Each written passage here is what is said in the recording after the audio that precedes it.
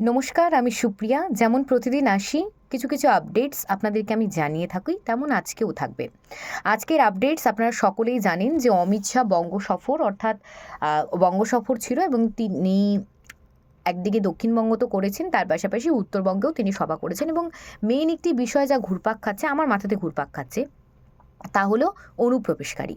হ্যাঁ, আমি মেনে নিলাম পশ্চিমবঙ্গে অবৈধ অনুপ্রবেশকারী রয়েছে, কিন্তু আমার প্রশ্ন একটি জায়গায়, বর্ডার এলাকাগুলো কারা পাহারা দিচ্ছে, বর্ডারে কারা রয়েছে, প্রশ্ন এটা হলো। এবং অপরদিকে রাজ্যের দিকেও প্রশ্ন, পুলিশ প্রশাসনের কাছে, পুলিশ প্রশাসন সেখানে রয়েছে, তারপরে অনুপ্রবেশকারীরা, আমি ধরলাম অনুপ্রবেশকারীরা বর্ডার দিয়ে ঢুকলো পশ্চিমবঙ্গে, কিন্তু সেখানে দাঁড়িয়ে পশ্চিমবঙ্গে যারা পুলিশ রয়েছে, যারা ওপর মহলে রয়েছে, তারা কি করছেন?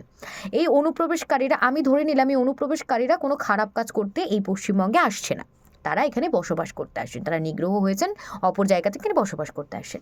কিন্তু এই যে আমরা বারবার দেখছি দিল্লি বিস্ফোরণ হচ্ছে, প্রত্যেকটি যে জঙ্গি ঘাঁটিগুলোতে বিস্ফোরণ হচ্ছে, আমরা কে জানি না এই অনুপ্রবেশকারীদের সঙ্গে যদি কোনো কোনো রকমের কোনো পাক জঙ্গিদের মানে সন্ত্রাসবাদীদের কোনো হাত থাকে, বা তাদের সেখানে কোনো হাতের মাধ্যমে তারা এই দেশে আমাদের পশ্চিমবঙ্গে প্রবেশ করছে। কারণ পশ্চিমবঙ্গে এমন একটি জায়গা, তার মধ্যে অত্যন্ত প্রাসঙ্গিক একটি জায়গা হচ্ছে শিলিগুড়ি।